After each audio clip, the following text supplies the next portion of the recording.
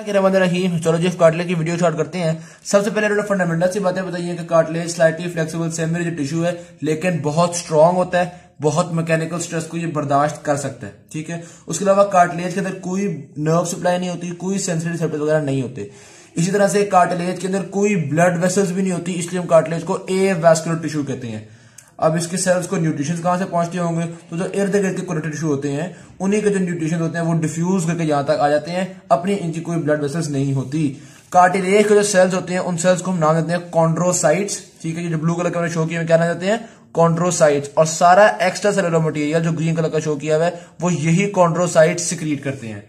ठीक हो गया। एक्स्ट्रा मटेरियल में दो तरह की चीजें होती हैं, एक ग्राउंड सब्सटेंस और एक फाइबर्स। और ग्राउंड सब्सटेंस आपको पता है, ग्राउंड सब्सटेंस में ग्लाइकोसमिनोग्लाइकेंस यानी गैग जिसको कहते हैं, और दूसरा प्रोटियोग्लाइकेंस वगैरह होते हैं। और फाइबर्स वो किसी भी तरह के हो सकते हैं, वो भी आगे हम पढ़ेंगे। तो ये आपने देखा कि इसके अंदर क्या कुछ है, सेल्स हैं और एक्स्ट्रा सेलुलर मटेरियल है। बहुत सिंपल चीज है, कोई इसमें डिफिकल्ट चीज नहीं है। फिर देखिए जी, अच्छा फंक्शंस क्या होते हैं कार्टिलेज के, दो फंक्शन है कार्टिलेज के। एक शॉक एब्जॉर्बर के तौर पे कार्टिलेज काम करती है, और दूसरा बोन्स की आर्टिकुलेटिंग सर्फेसिस पे होती है, जाके जहां पे वो फ्रिक्शन वगैरह को काम कर रही होती है और फ्रिक्शन फ्री मूवमेंट्स को फैसिलिटेट कर रही होती है। ठीक हो गया, तो ये तो फंक्शन हो गए। फिर आप देखिएगा कार्टिलेज के ऊपर एक लेयर होती है, ये जो मैंने ब्राउन कलर की शो की हुई है, a layer of dense irregular connective tissue. Dense irregular connective tissue, इस लेयर को हम नाम देते हैं पेरिकॉन्ड्रियम। क्या नाम देते हैं, पेरिकॉन्ड्रियम। पेरिकॉन्ड्रियम की फर्दर दो लेयर्स हैं, ये देखिएगा। पेरिकॉन्ड्रियम की एक बाहर वाली लेयर है और एक अंदर वाली लेयर है। जो बाहर वाली लेयर है उसको हम कहते हैं फिब्रस लेयर, जो अंदर वाली लेयर है उसको हम कहते हैं सेलुलर लेयर। तो पेरिकॉन्ड्रियम की एक फिब्रस लेयर होती है, एक सेलुलर लेयर होती है। जो फिब्रस लेयर होती है उसके अंदर हमारे पास कोलेजन फाइबर्स होते हैं, और ये आप देख सकते हैं थोड़े थोड़े फिब्रोब्लास्ट भी होते हैं। ठीक, और इस लेयर के अंदर ब्लड वेसल्स वगैरह भी मौजूद होती हैं, ब्लड वेसल्स भी होती हैं, लिम्फ वेसल्स भी होती हैं, नर्व्स भी होती हैं, सारा कुछ इस फिब्रस लेयर में होता है। ठीक, और ये जो अंदर वाली लेयर है जिसको हमने कहा था सेलुलर लेयर, ये सेलुलर लेयर बनी होती है कॉन्ड्रोजेनिक सेल्स की। ये आप देखते हैं मैंने ब्राउन कलर के सेल्स शो की हुई, क्या है, कॉन्ड्रोजेनिक सेल्स। इनसे बाद में फिर ये वाले सेल्स बनेंगे, वो आगे हम पढ़ेंगे इसकी डिटेल किस तरह से बनती है। ठीक हो गया, तो अभी आपने इतना देखना है कि इसके ऊपर पेरिकॉन्ड्रियम है, पेरिकॉन्ड्रियम की दो लेयर्स हैं, fibrous layer, cellular layer. Fibrous layer में कोलेजन फाइबर्स हैं, फिब्रोब्लास्ट हैं और ब्लड वेसल्स वगैरह हैं। और सेलुलर लेयर में जो आपकी इनर लेयर है, इसमें सिर्फ आपके पास कॉन्ड्रोजेनिक सेल्स हैं। ठीक हो गया, तो ये बेसिक सी बातें थी हमारे पास कार्टिलेज के बारे में। अब हम फर्दर डिटेल में कार्टिलेज को पढ़ते हैं। तो कार्टिलेज की बेसिकली हमारे पास तीन तरह की कार्टिलेज को हमने पढ़ना है। नंबर एक हाइलीन कार्टिलेज, नंबर दो आता है हमारे पास फिब्रो कार्टिलेज, और नंबर तीन इलास्टिक कार्टिलेज। ठीक है, तीन तरह की कार्टिलेज को पढ़ना है। सबसे पहले हम स्टार्ट करते हैं हाइलीन कार्टिलेज को। हाइलीन कार्टिलेज सबसे ज्यादा कॉमन कार्टिलेज है, पहली बात तो ये ध्यान में रखें। कार्टिलेज की अपीयरेंस ब्लूइश व्हाइट ट्रांसलूसेंट सी होती है, यानी फ्रॉस्टेड ग्लास जैसी इसकी अपीयरेंस होती है। और तकरीबन सारी हाइलीन कार्टिलेज में हमारे पास ये पेरिकॉन्ड्रियम की लेयर होती है। तो जब पेरिकॉन्ड्रियम की लेयर होगी, जारी बात है इसी की ब्लड वेसल से डिफ्यूज करके न्यूट्रिएंट्स इन सेल्स को मिल जाएंगे। अच्छा, जो हाइलीन कार्टिलेज आर्टिकुलेटिंग सरफेसेस पे होती है ना, उन पे पेरिकॉन्ड्रियम नहीं होती। तो वहां पे न्यूट्रिएंट्स कहां से मिलते हैं, वहां पे जो साइनोवियल फ्लूइड होता है, जॉइंट में आपको पता है साइनोवियल फ्लूइड होता है, तो वही साइनोवियल फ्लूइड से न्यूट्रिएंट्स जो है वो डिफ्यूज करके हाइलीन कार्टिलेज को मिल जाते हैं। ठीक हो गया, अब हम हाइलीन कार्टिलेज को फर्दर डिस्कस करना स्टार्ट करते हैं। ये देखिए जी, हाइलीन कार्टिलेज के सेल्स को बाद में पढ़ेंगे, पहले हम देखते हैं हाइलीन कार्टिलेज का जो एक्स्ट्रा सेलुलर मटेरियल है, ये जो ग्रीन कलर का मैंने शो किया हुआ है। हाइलीन कार्टिलेज के एक्स्ट्रा सेलुलर मटेरियल में तीन तरह की बेसिक चीजें होती हैं। नंबर एक कोलेजन, नंबर दो आपको पता है प्रोटियोग्लाइकेंस और ग्लाइकोप्रोटीन। ठीक हो गया, तो स्टार्ट करते हैं हम। अच्छा, ये देख लीजिएगा बुक में ये डायग्राम शो की हुई है हाइलीन कार्टिलेज के। ये देखते हैं ऊपर पेरिकॉन्ड्रियम है, और ये जो लाइट पिंक वाली जगह ना जिसको हम एक्स्ट्रा सेलुलर मटेरियल कहते हैं, हम उसको पढ़ने लगे हैं। क्या तीन चीजें एक्स्ट्रा सेलुलर मटेरियल में, एक कोलेजन, दूसरा प्रोटियोग्लाइकेंस और तीसरा ग्लाइकोप्रोटीन। सबसे पहले कोलेजन को देखते हैं। तो जी इसके अंदर हल्के हल्के से ना फाइबर्स होते हैं कोलेजन टाइप 2 के। किसके होते हैं, कोलेजन टाइप 2 के। ये मतलब ये हल्के हल्के से फाइबर्स हो गए, और इन फाइबर्स को आपस में जोड़ कर रखने के लिए, आपस में इंटरलिंक करने के लिए हमारे पास होती है कोलेजन टाइप 9, कोलेजन टाइप 10 और कोलेजन टाइप 11। ठीक हो गया, तो बेसिकली कौन सी है, कोलेजन टाइप 2 और थोड़ी थोड़ी कोलेजन टाइप 9, 10, 11 हमारे पास होती है, इनको आपस में जोड़ कर रखने के लिए। ये कोलेजन कहां से सिक्रीट हो रही होगी, जाहिर सी बात है कॉन्ड्रोसाइट से। मैंने आपको बताया पूरा एक्स्ट्रा सेलुलर मटेरियल, चाहे ग्राउंड सब्सटेंस हो यानी प्रोटियोग्लाइकेंस वगैरह हो, चाहे ये फाइबर्स हो, ये सारा कौन सिक्रीट करता है, ये वाले सेल्स जिनका नाम था कॉन्ड्रोसाइट। तो ये कोलेजन भी जाहिर सी बात है कॉन्ड्रोसाइट से सिक्रीट कर रहे हैं। अच्छा, ये जो कोलेजन होती है ना, ये हमें नजर नहीं आती। वो क्यों नहीं नजर आती, दो वजूहत हैं। एक तो ये बहुत फाइन है, वेरी फाइन, बहुत पतले पतले फाइबर्स होते हैं। और दूसरा इसका रिफ्रैक्टिव इंडेक्स वही है जो पीछे मैट्रिक्स का है। ठीक है, आप देख सकते हैं ना, अगर दोनों का रिफ्रैक्टिव इंडेक्स सेम हो जाएगा तो हमें नजर बहुत मुश्किल से आएंगे। इसीलिए आप देख सकते हैं यहाँ पे उन्होंने कोई खास फाइबर्स हमें शो नहीं किए हुए, क्योंकि वो नजर हमें बहुत मुश्किल से आते हैं। तो यही कुछ बेसिक सी बातें थी हमारे पास कोलेजन के बारे में। आगे हम देखते हैं प्रोटियोग्लाइकेंस और ग्लाइकोप्रोटीन, जो कि आपको पता है ग्राउंड सब्सटेंस का हिस्सा होते हैं। तो स्टार्ट करते हैं जी प्रोटियोग्लाइकेंस से। ग्लाइकेंस क्या होते हैं आपको पता ही होगा, एक प्रोटीन कोर होती है, प्रोटीन कोर के साथ आपके पास ग्लाइकोसमिनोग्लाइकेंस अटैच हुए होते हैं। ठीक है, सल्फेट ग्लाइकोसमिनोग्लाइकेंस जैसे कि कॉन्ड्राइटिन सल्फेट हो गया, कैरेटिन सल्फेट हो गया, ये उसके अटैच हुए होते हैं, इसको हम क्या कहते हैं प्रोटियोग्लाइकेंस। सिंपल चीज, इसमें ऐसे कोई डिफिकल्ट चीज नहीं। अच्छा एक चीज देखिएगा, इसके अंदर जो हमारे पास ग्लाइकोसमिनोग्लाइकेंस है ना, इन ग्लाइकोसमिनोग्लाइकेंस पे होता है एक नेगेटिव चार्ज। ये जो ग्लाइकोसमिनोग्लाइकेंस है या गैग्स जिनको हम कहते हैं, इनके ऊपर होता है नेगेटिव चार्ज। ये नेगेटिव चार्ज सोडियम आयंस को अट्रैक्ट करता है। सोडियम आयंस भी इधर आ गए, सोडियम आयंस फर्दर वाटर को अट्रैक्ट करते हैं, तो काफी ढेर सारा वाटर भी इस जगह पे आ जाता है। इस वजह से हम कहते हैं कि ये जो हाइलिन कार्टिलेज है ये वेरी हाईली हाइड्रेटेड होती है। इसके अंदर वाटर काफी ज्यादा अट्रैक्ट हो चुका होता है इस जगह पे। क्यों? क्योंकि इसमें ग्लाइकोसमिनोग्लाइकेंस है। ग्लाइकोसमिनोग्लाइकेंस का नेगेटिव चार्ज सोडियम को अट्रैक्ट करता है। जब सोडियम अट्रैक्ट होता है तो साथ वाटर भी अट्रैक्ट हो जाता है। तो कोई डिफिकल्ट चीज ऐसी थी, हमें पता चल गया प्रोटियोग्लाइकेंस की वजह से या ग्लाइकोसमिनोग्लाइकेंस की वजह से या आप कहते हैं नेगेटिव चार्ज की वजह से ये वेरी हाईली हाइड्रेटेड होता है। और चूंकि ये वेरी हाईली हाइड्रेटेड है, इसलिए ये अच्छे शॉक एब्जॉर्बर के काम के तौर पे रोल प्ले कर सकता है। ठीक हो गया जी। फिर देखते हैं हम ग्लाइकोप्रोटीन्स को। इसके अंदर एडहेसिव ग्लाइकोप्रोटीन्स जो है वो दो खास तौर पर नाम याद रखिएगा कार्टिलेज के लिए। उनका नाम है कॉन्ड्रोनेक्टिन और कॉन्ड्रोकैल्किन। कॉन्ड्रोनेक्टिन और कॉन्ड्रोकैल्किन, इनमें से जो कॉन्ड्रोनेक्टिन है ये दूसरे फाइबर्स को, कोलेजन टाइप 2 फाइबर्स को, ग्लाइकोसमिनोग्लाइकेंस को, इन सारी चीजों को अपने साथ बाइंड कर लेती है। इसलिए इसका एक अच्छा रोल है चीजों को बाइंड करने में। अच्छा एक और चीज देखिएगा, ये जो सारी चीजें ना कोलेजन, प्रोटियोग्लाइकेंस और ये ग्लाइकोप्रोटीन्स, ये सारे एरिया में इक्वली डिस्ट्रीब्यूटेड नहीं होते, कहीं पे ज्यादा कहीं पे कम। किस तरह से, ये देखिएगा, ये डायग्राम देखें, आपको नजर आ रहा होगा ये जो सेल है इसके इर्द गिर्द एक डार्क सा रीजन बना हुआ है, एक डार्क सा रिंग सा बना हुआ है। मैं आपको जूम करके शो करता हूं ताकि बेहतर तरीके से नजर आ सके। ये देखिएगा, ये आप देख सकते हैं जो सेल्स है ना इनके इर्द गिर्द ये थोड़ा डार्क सा एरिया है। ये डार्क एरिया क्यों है? क्योंकि इन सेल्स के इर्द गिर्द ये ग्लाइकोप्रोटीन्स ज्यादा कंसेंट्रेशन में होते हैं। ठीक है, सेल्स के इर्द गिर्द कोलेजन टाइप 2 फाइबर्स वगैरह कम होते हैं, ग्लाइकोप्रोटीन ज्यादा होते हैं। जब ग्लाइकोप्रोटीन ज्यादा होते हैं तो ये वाला एरिया ज्यादा बेसोफिलिक हो जाता है और एक डार्क सा रीजन बन जाता है जिसको हम कहते हैं टेरिटोरियल मैट्रिक्स। क्या कहते हैं? टेरिटोरियल। ये मैट्रिक्स उन्होंने लेबल भी किया हुआ है टेरिटोरियल मैट्रिक्स, या इसको हम कैप्सूल कहते हैं।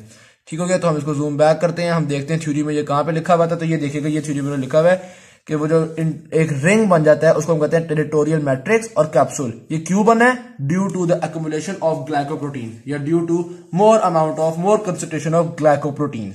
ठीक हो गई बात। और इसके बीच में टेरिटोरियल मैट्रिक्स, एक तो ये वाला हो गया ना, ये डार्क एरिया जिसको टेरिटोरियल मैट्रिक्स दिया, और बाकी सारा जो लाइट एरिया उसको क्या कहेंगे हम? Inter territorial matrix.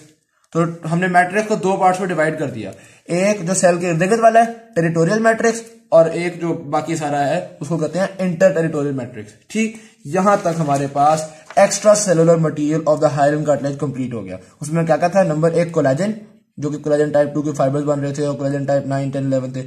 नंबर 2 प्रोटियोग्लाइकेंस, जिसकी वजह से ये हाईली हाइड्रेटेड होती है। और नंबर 3 ग्लाइकोप्रोटीन्स, जो आपको पता है कि टेरिटोरियल मैट्रिक्स और इंटर टेरिटोरियल मैट्रिक्स वगैरह बना रहे होते हैं। ठीक हो गया जी। आगे हम चलते हैं cells of the hyaline cartilage. ये जो हाइलिन कार्टिलेज के सेल्स हैं जिनको हमने कॉन्ड्रोसाइट्स कहा था, अब इनको हम डिस्कस करते हैं। ये बिग साइज के सेल्स होते हैं, इनके अंदर सेंट्रली प्लेस्ड न्यूक्लियस होता है, मॉडरेटली बेसोफिलिक होते हैं। इनमें कोई ऐसा डिफिकल्ट चीज नहीं थी। इसके अंदर काफी सारे फैट ड्रॉपलेट्स और ग्लाइकोजन ग्रेन्यूल्स होते हैं। अच्छा, डायग्राम से हमें कुछ बातें तो समझ में आ जाएंगी, उन बातों को पहले समझते हैं। सेल्स जिस जगह पे मौजूद होते हैं उसको हम कहते हैं लेक्यूना, यानी सेल्स के लिए कुछ स्पेसेस बनी हुई होती हैं। मिसाल के तौर पे ये देखिएगा, ये एक स्पेस है जिसको हम कहते हैं लेक्यूना। इस लेक्यूना के अंदर सेल्स मौजूद है। समझ रहे हैं बात को? एक्चुअली तो क्या होता है कि अगर ये स्पेस है ना तो सेल्स पूरी स्पेस को फुल कर रहे होते हैं, ऐसे कोई जगह खाली छोड़ते नहीं है। ठीक, लेकिन जब हम स्टिनिंग वगैरह करते हैं तो ये सेल्स थोड़े से श्रिंक हो जाते हैं। जब थोड़े से श्रिंक हो जाते हैं ना तो साइडों पे खाली इस तरह की थोड़ी थोड़ी खाली जगह बच जाती है। अब ये क्या है? लेक्यूना। ठीक, तो याद रखिएगा कि जो कॉन्ड्रोसाइट्स होते हैं या कार्टिलेज के जो सेल्स होते हैं ये लेक्यूनाज में होते हैं। तो ये आप देख सकते हैं, ये एक लेक्यूना है, ये दूसरा लेक्यूना है, ये तीसरा लेक्यूना है।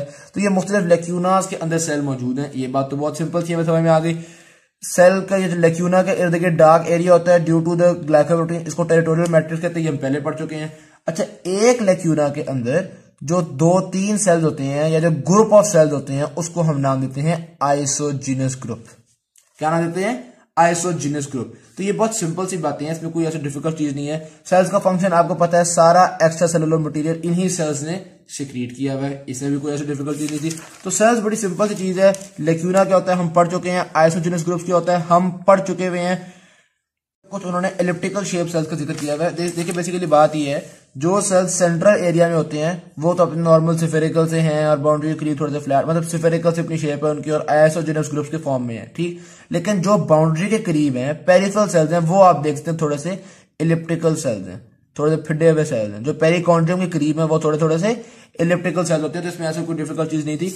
आगे अब हम देखते हैं कि histogenesis and growth of hyaline cartilage क्या है, हाइलन कार्टिलेज ग्रो किस तरह से होता है। हम देखते हैं कि मेसेनकाइम से हाइलन कार्टिलेज बनती किस तरह से है। तो ये देखिएगा, ये आपके पास बेसिकली मेसेनकाइम मौजूद है जिसके अंदर ये स्टार शेप मेसेनकाइमल सेल्स हैं, ठीक है।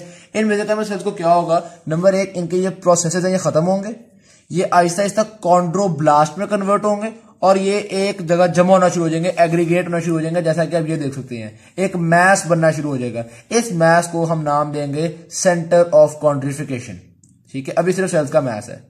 फिर ये sales Aahista Aahista extra cellular fluid secrete करना शुरू करेंगे। ये सेल्स माइटोसिस करके ज्यादा हो जाएंगे, जैसा कि आप इसमें देख सकते हैं एक्स्ट्रा सेलुलर फ्लूइड भी आ गया, सेल्स माइटोसिस करके ज्यादा हो गए, एक दूसरे से सेपरेट होना शुरू हो जाएंगे सेल्स और लेक्यूनास के अंदर आना शुरू हो जाएंगे और ये सेल्स मजीद डिफ्रेंशिएट करके, यहाँ पे ये कॉन्ड्रोब्लास्ट बन चुके थे ना, तो यहाँ पे फुल डिफ्रेंशिएट करके ये कॉन्ड्रोसाइट्स बन चुके हुए हैं। समझ में आ रही है बात? क्या क्या हुआ इन सेल्स को, नंबर 1 एक दूसरे से सेपरेट हुए, माइटोसिस की ज्यादा हो गए, इन्होंने एक्स्ट्रासेलुलर फ्लूइड सिक्रीट किया, लेक्यूना के अंदर इंट्रैप होना शुरू हो गए, अलग अलग बनना शुरू हो गए ना, यानी कि, और डिफ्रेंशिएट करके क्या बन गए हैं, ऑस्टियोसाइट्स। यहां पे थे हमारे पास मेसेनकाइमल सेल्स, यहां पे हो गया हमारे पास ऑस्टियोब्लास्ट और यहां पे हो गए हैं ऑस्टियोसाइट्स। ठीक होगी बात? यहां तो बात समझ में आ रही है। अच्छा, उसके अलावा देखेंगे जो साइड पे अभी भी मेसेनकाइम टिश्यू मौजूद है, ये मेसेनकाइम टिश्यू हमारा पेरिकॉन्ड्रियम बन जाता है, ठीक है। जो इर्द गिर्द मेसेनकाइम टिश्यू था वो क्या बन जाएगा, वो डिफरेंशिएट करके पेरिकॉन्ड्रियम बनेगा। और पेरिकॉन्ड्रियम में आपको पता है वो 2 सेल लेयर्स होती हैं, एक इनर लेयर होती है जिसको हम सेलुलर लेयर कहते हैं और एक आउटर लेयर होती है जिसको फिब्रस लेयर कहते हैं। तो ये वाली बातें समझ में आ गई, ठीक। अच्छा, अब ये टिश्यू ग्रो किस तरह से करता है, हाइलन, ये जो कार्टिलेज बन चुकी है ये हाइलन कार्टिलेज ग्रो किस तरह से करती है। बेसिकली 2 तरीके से ग्रो करेगी। नंबर 1, ये जो आपके पास सेल्स बन गए हैं यही सेल्स लेक्यूना के अंदर ही डिवाइड करेंगे, जिसकी वजह से लेक्यूना के अंदर एक से ज्यादा सेल्स हो जाएंगे जिसको हम कहते हैं आइसोजीनस ग्रुप्स। ये आप देख सकते हैं एक ही लेक्यूना, उसके अंदर 2-3 सेल्स हो गए, पहले एक सेल था फिर 2-3 सेल्स हो गए, तो ये एक आइसोजीनस ग्रुप बन गया, ये एक आइसोजीनस ग्रुप बन गया। तो इस तरह से ज्यादा सेल होते जाएंगे, ज्यादा एक्स्ट्रासेलुलर फ्लूइड सिक्रीट करते जाएंगे और आप देखेंगे कि ये एक्सपैंड कर देगा। तो ये जो इंटरनल टाइप ऑफ एक्सपेंशन है इसको हम कहते हैं इंटरस्टिशियल ग्रोथ। किस तरह से ग्रो करे, यही सेल्स माइटोसिस के थ्रू डिवाइड कर गए उसी लेक्यूना के अंदर और आइसोजीनस ग्रुप्स बनते गए, सेल्स बढ़ते गए, आहिस्ता आहिस्ता कार्टिलेज बढ़ता गया। तो ये कौन सी ग्रोथ है, इंटरस्टिशियल ग्रोथ।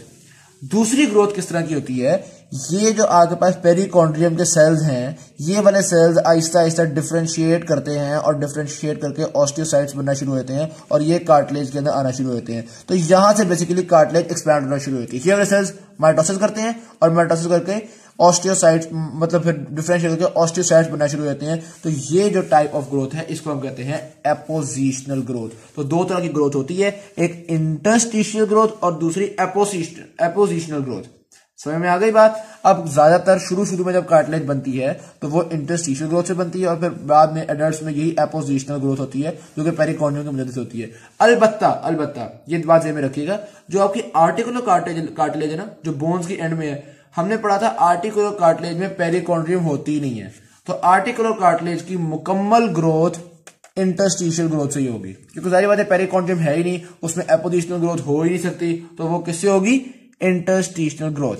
यहां तक बात समझ में आ गई? होप सो बहुत आसान थी, इसमें कोई ऐसा डिफिकल्ट चीज नहीं। एज बढ़ने के साथ साथ ये जो कॉन्ड्रोसाइट्स होते हैं ये साइज में इंक्रीज करते हैं, मतलब हाइपरट्रॉफी होती है इनकी और ये डाई करना शुरू होते हैं और आहिस्ता आहिस्ता ये जो हाइलन कार्टिलेज है इसके अंदर कैल्शियम डिपॉजिट होना शुरू होता है, कैल्सिफिकेशन होना शुरू होती है। इसीलिए एज के बढ़ने के साथ ये जो कार्टिलेज है वो उतनी अच्छी नहीं रहती जो पहले यंग एज में होती है हमारे पास, ठीक हो गया जी। अच्छा, फिर देखते हैं रिपेयर ऑफ हाइलिन कार्टिलेज किस तरह से होती है। तो पहली बात तो ये हाइलिन कार्टिलेज बहुत, इसके अंदर रिपेयरिंग एबिलिटी बहुत पुअर है, तो रीजनरेशन या रिपेयर क्वाइट पुअर है इसके अंदर।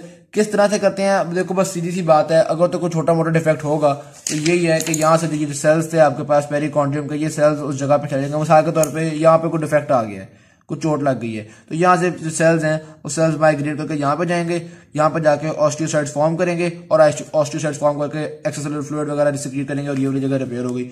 लेकिन अगर कोई बहुत ही बड़ी इतना बड़ा डैमेज आ गया है तो फिर हम बजाय इसके कि सेल्स भेजें और उसको रिकवर करें, तो बहुत अच्छी रीजनरेशन तो है नहीं। अभी हमने पढ़ा रिपेयरेबिलिटी बहुत पैथेटिक होती है, बहुत पुअर होती है, तो हम फिर क्या करते हैं कि वहां पे एक डेंस कनेक्टिव टिश्यू का स्कार बनना शुरू होता है, वो वाली जगह दोबारा से उस जैसी नहीं हो पाती जैसे वो पहले थी। वहां पे अब एक स्कार बन गया, डेंस कनेक्टिव टिश्यू आ गया, फाइबर भर गए हैं, तो बस एक उस जगह को हमने हील कर दिया, लेकिन रिपेयर नहीं कर सके, हम रीजनरेशन नहीं कर सके उस जगह पे।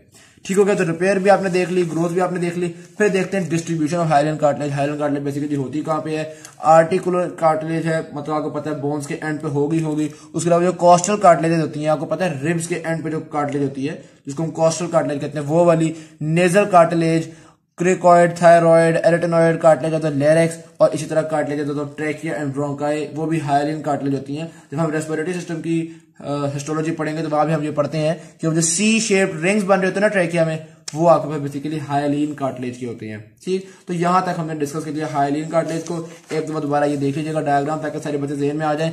आइसोजिनस ग्रुप्स हैं, उनके इर्द गिर्द ग्लाइकोप्रोटीन ज्यादा जमा हुए होते हैं, जिसकी वजह से हम कहते हैं टेरिटोरियल मैट्रिक्स बन जाता है। बाकी सारे को क्या कहते हैं, इंटर टेरिटोरियल मैट्रिक्स। ये आपके पास पेरिकॉन्ड्रियम है, पेरिकॉन्ड्रियम के करीब ये आप देख सकते हैं फिटे फिटे एलिप्टिकल सेल्स होते हैं, और ये लेक्यूनास के अंदर होते हैं। बाकी जो सेल्स हैं ये आइसोजिनस ग्रुप्स हैं, ये लेक्यूनास के अंदर होते हैं। तो सिंपल बातें थी, कोई इसमें ऐसे डिफिकल्ट चीज नहीं थी। नेक्स्ट हम चलते हैं फिब्रोकार्टिलेज की तरफ।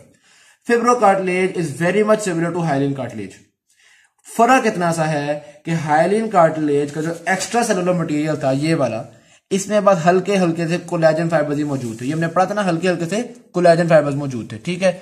जबकि ये जो है इसके अंदर ये जो आपके पास फिब्रोकार्टिलेज होता है, इसके एक्स्ट्रा सेलुलर फ्लूइड में काफी ज्यादा डेंस कोलेजन फाइबर मौजूद होते हैं, जैसा कि आप यहां देख सकते हैं। जिस तरह इसमें लेक्यूनास थे, इसमें भी लेक्यूनास हैं।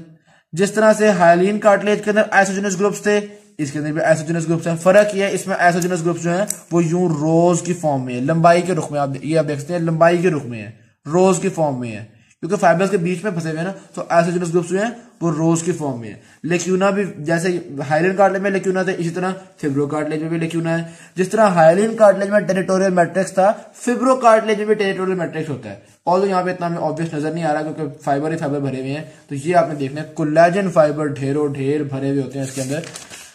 तो एक बेसिक सी बात मैंने आपको बता दी हुई है। उन्होंने बेसिकली यही कहा है कि जो फिब्रोकार्टिलेज है ना, आप समझ लें हाइलिन कार्टिलेज में हमने डेंस कनेक्टिव टिश्यू को भर दिया है। ठीक, तो यही वो कह रहे हैं, it is a combination of dense regular connective tissue and hyaline cartilage. ठीक हो गया। इसके अंदर भी आइसोजिनस ग्रुप्स होंगे, इसके अंदर भी टेरिटोरियल मैट्रिक्स होगा, और वो देखते हैं बात भी रखिएगा। हमने कहा था हाइलिन कार्टिलेज में हल्के हल्के से फाइबर्स थे कोलेजन टाइप 2 के, ठीक, जबकि फिब्रोकार्टिलेज में ये जो डेंस फाइबर्स मौजूद हैं ये होते हैं कोलेजन टाइप 1 के।